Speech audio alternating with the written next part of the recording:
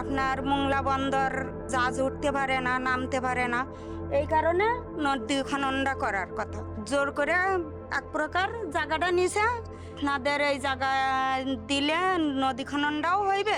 মোংলা বন্দরের একটা আগে যেরকম ছিল, এখান থেকে 20 বছর আগে সেই রকম একটা দিন আসবে, আর আপনাদের জমির দামও দেওয়া হবে, এইভাবে বলছে। বলার পরে তারপরে তো কিছু হলো না, এই কারণে আমাদের সমস্যা।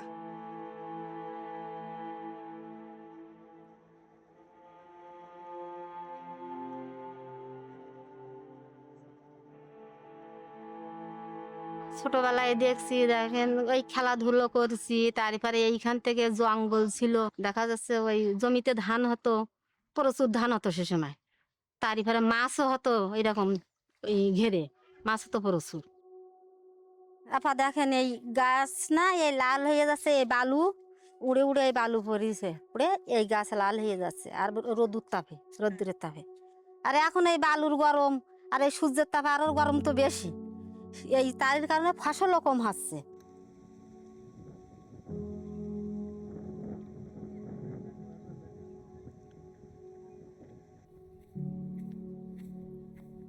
আগে দেখেন এই জায়গা ঘেরছিলে, তারপর ধান ধান লাগাইছে মানুষেরা, তারপর এই নদীতে মাছ ছেলে। আগে আমি মাছ ধরি, এই ঘাটটা আমার, এনে আমি পোনা ধরি। জলের পর ধর আগে যেরকম পোনা হইতে, এখন সে পোনা হয় না। কেন হয় না? ওই যে বালি না, ওই বালি সব ওই কুলে, ওই বালি নিতে রেন ওই দাঁড়ায় না। এখন মাছ আর আগের গুণ আমরা পাই না, তা আমাকেও জন্মের কষ্ট হয়।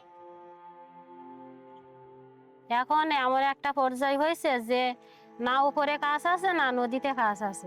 জাল তো টানি সন্ধ্যা পর্যন্ত, যত সময় জল না কমবে ভাটি শেষ ভাটি পর্যন্ত জাল টানবো, টাইনে ওই 150টাই এমন মাছ হবে। যখন ওই জলে নামি তখন এই দেখেন আমার গায়ে ভর্তি হয়ে গেছে, এই দেখেন সারা গায়ে এইগুলা চুলকায় খুব এই জলে নামলে।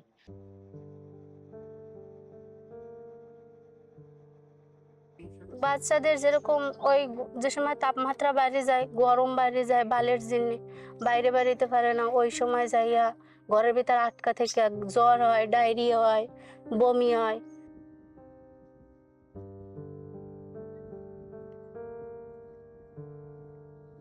মনে করেন আমি এই যে আমার রান্নাঘরে পলিথিনটা দিছি, তাই না? পলিথিনটা দিছি বালুর কারণে, যে যে সময় বাতাস ছাড়ে সেই সময় বালুটা উড়ে এসে আমার রান্নাঘরের ভিতরে যায়, কিন্তু আমি যে খাবারগুলো রান্না করে রাখি সেই খাবারের ভিতর পড়ে। ফাল্গুন চৈত্র বৈশাখ জ্যৈষ্ঠ আষাঢ় শ্রাবণ মাস পর্যন্ত। বর্ষাকাল তো বালু থাকে, বর্ষাকালে বালিটা ওঠে না, তো আর গরম হলে বালি যেরকম গরম এরকম বালু, যে দরজা জানলা একটু খোলারও কাজে নেই। বালু ভরাটের কারণে গরু ছাগলে ঘাস খেতে পারে না।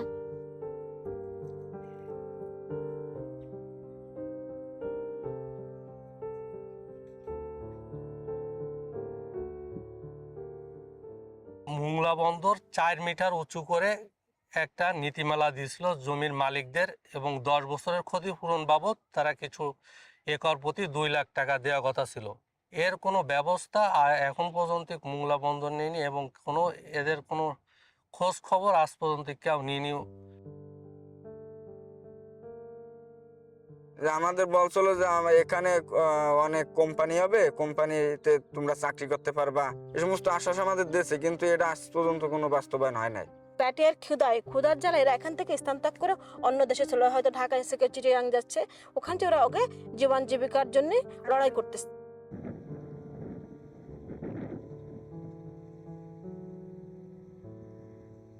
যে উন্নয়ন ওনারা করতেছে এই বন্দর সচল রাখার জন্য, যে সেই নদী কিন্তু সচল হচ্ছে না।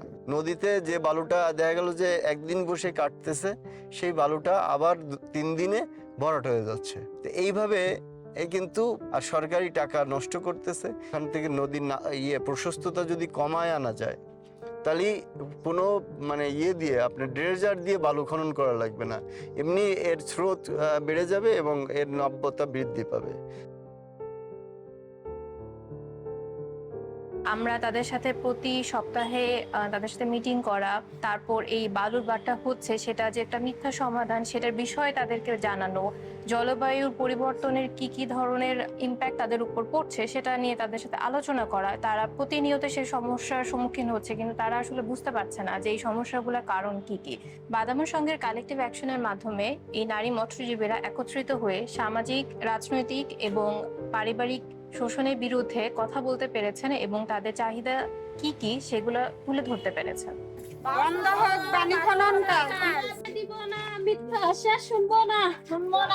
কোথা থেকে বাঁচতে চাই? নারীর ভূমির অধিকার সমান চাই। জলবায়ুর সংকট, পানির সংকট,